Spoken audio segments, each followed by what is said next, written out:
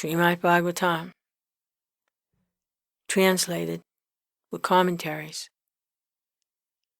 by His Divine Grace, A.C. Bhaktivedanta Swami Prabhupada. Canto 1, Chapter 5, Narada's Instructions on Srimad Bhagavatam, Text 18. Persons who are actually intelligent and philosophically inclined should endeavor only for that purposeful end, which is not obtainable even by wandering from the topmost planet, Brahmaloka, down to the lowest planet, Pātāla. As far as happiness derived from sense enjoyment is concerned, it can be obtained automatically in course of time, just as in course of time we obtain miseries, even though we do not desire them. Purport. Every man, everywhere, is trying to obtain the greatest amount of sense enjoyment by various endeavors. Some of them are busy, engaged in trade, industry, economic development, political supremacy, etc. And some of them are engaged in fruitive work to become happy in the next life by attaining higher planets. It is said that in the moon, the inhabitants are fit for greater sense enjoyment by drinking somaras, and the Pitri-loka is obtained by good charitable work. So there are various programs for sense enjoyment, either during this life or in the life after death. Some are trying to reach the moon or other planets by some mechanical arrangement, for they are very anxious to get into such planets without doing good work. But it is not to happen. By the law of the Supreme, different planets are meant for different grades of living beings, according to the work they might have performed. By good work only, as prescribed in the Scriptures, one can obtain birth in a good family, opulence, good education, and good bodily features. We see also that even in this life, one obtains a good education or money or bodily beauty. Similarly, in our next birth, we get such desirable positions only by good work. Otherwise, it would not so happen that two persons born in the same place at the same time are seen differently placed according to previous work. But all such material positions are not permanent. The positions in the topmost Brahmaloka and in the lowest Pātāla are also changeable according to our own work. The philosophically inclined person must not be tempted by such changeable positions. He should try to get into the permanent life of bliss and knowledge, where he will not be forced to come back again to the miserable material world, either in this planet or that planet. Miseries and mixed happiness are two features of material life, and they are obtained in Brahmaloka and in other lokas also. They are obtained in the life of the demigods and also in the life of the dogs and hogs. The miseries and mixed happiness of all living beings are only of different degree and quality, but no one is free from the miseries of birth, death, old age, and disease. Similarly, everyone has his destined happiness also. No one can get more or less of these things simply by personal endeavors. Even if they are obtained, they can be lost again. One should not, therefore, waste time with these flimsy things, but one should only endeavor to go back to Godhead. That should be the mission of everyone's life. Text 19.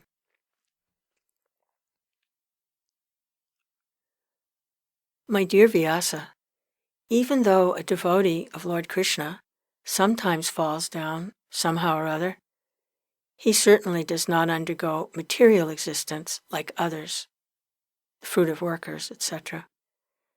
Because a person who has once relished the taste of the lotus feet of the Lord can do nothing but remember that ecstasy again and again.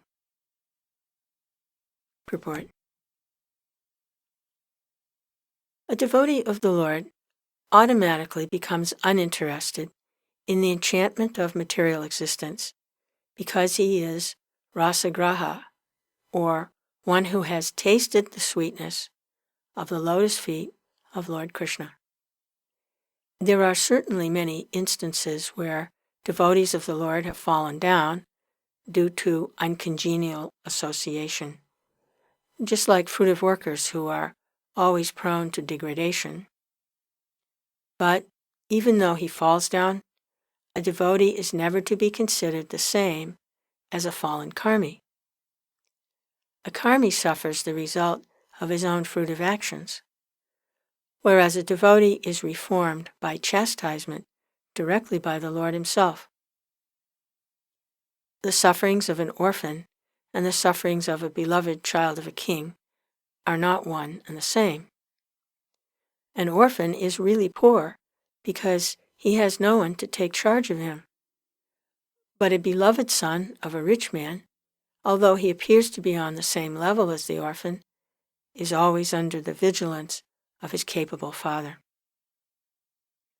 A devotee of the Lord, due to wrong association, sometimes imitates the fruitive workers. The fruitive workers want to lord it over the material world.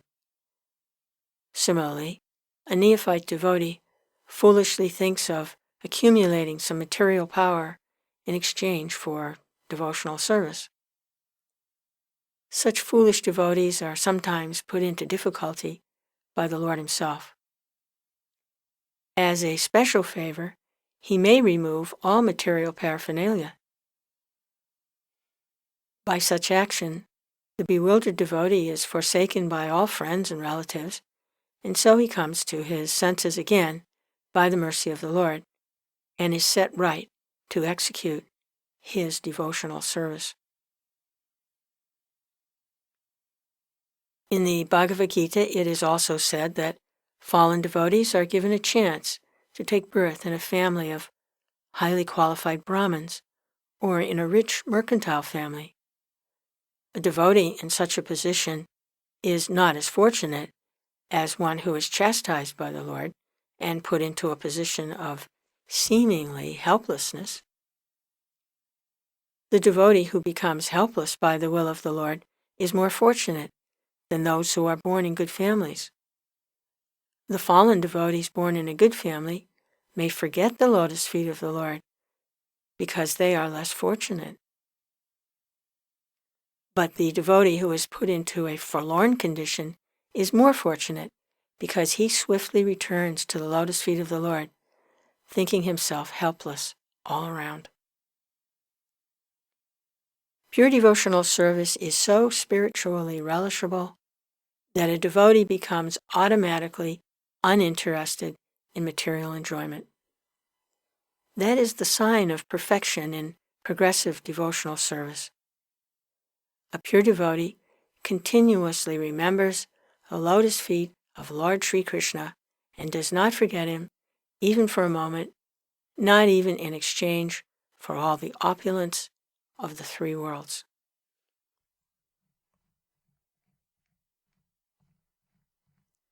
Text 20. The Supreme Lord Personality of Godhead is himself this cosmos, and still he is aloof from it. From him only this cosmic manifestation has emanated. In him it rests, and unto him it enters after annihilation. Your good self knows all about this. I have only given a synopsis. Purport. For a pure devotee, the conception of Mukunda, Lord Sri Krishna, is both personal and impersonal. The impersonal cosmic situation is also Mukunda because it is the emanation of the energy of Mukunda. For example, a tree is a complete unit, whereas the leaves and the branches of the tree are emanated parts and parcels of the tree. The leaves and branches of the tree are also the tree, but the tree itself is neither the leaves nor the branches. The Vedic version that the whole cosmic creation is nothing but Brahman means that since everything is emanating from the Supreme Brahman, nothing is apart from him. Similarly, the part and parcel hands and legs are called the body, but the body as the whole unit is neither the hands nor the legs. The Lord is the transcendental form of eternity, cognition, and beauty, and thus the creation of the energy of the Lord appears to be partially eternal, full of knowledge, and beautiful also. The captivated conditioned souls, under the influence of the external energy, Maya, are therefore entrapped in the network of the material nature. They accept this as all in all, for they have no information of the Lord, who is the primeval cause. Nor have they information that the parts and parcels of the body, being detached from the whole body, are no longer the same hand or leg as when attached to the body. Similarly, a godless civilization, detached from the transcendental loving service of the Supreme Personality of Godhead, is just like a detached hand or leg. Such parts and parcels may appear like hands and legs, but they have no efficiency. The devotee of the Lord, Srila Vyasadeva, knows this very well. He is further advised by Sri Narada to expand the idea so that the entrapped conditioned souls may take lessons from him to understand the Supreme Lord as the primeval cause. According to the Vedic version, the Lord is naturally fully powerful, and thus his supreme energies are always perfect and identical with him. Both the spiritual and the material skies and the paraphernalia are emanations of the internal and external energies of the Lord. External energy is comparatively inferior, whereas the internal potency is superior. The superior energy is living force, and therefore she is completely identical. But the external energy, being inert, is partially identical. Both the energies are neither equal to nor greater than the Lord, who is the generator of all energies. Such energies are always under his control, exactly as electrical energy, however powerful it may be, is always under the control of the engineer. The human being and all other living beings are products of his internal energies. Thus, the living being is also identical with the Lord, but he is never equal or superior to the personality of Godhead. The Lord and living beings are all individual persons. With the help of the material energies, the living beings are also creating something, but none of their creations are equal or superior to the creations of the Lord. The human being may create a small, playful Sputnik and may throw it into outer space. But that does not mean that he can create a planet like the Earth or Moon and float it in the air as the Lord does. Men with a poor fund of knowledge claim to be equal to the Lord. They are never equal to the Lord. This is never to be. The human being, after attaining complete perfection, may achieve a large percentage of the qualities of the Lord, say up to 78%. But it is never possible to surpass the Lord or to become equal with him. In a diseased condition only, the foolish beings claim to be one with the Lord, and thus become misled by the illusory energy. The misguided living beings, therefore, must accept the supremacy of the Lord and agree to render loving service to Him. For this they have been created. Without this, there cannot be any peace or tranquility in the world. Srila Vyasadeva is advised by Sri Narada to expand this idea in the Bhagavatam. In the Bhagavad Gita also, the same idea is explained. Surrender fully unto the lotus feet of the Lord. That is the only business of the perfect human being.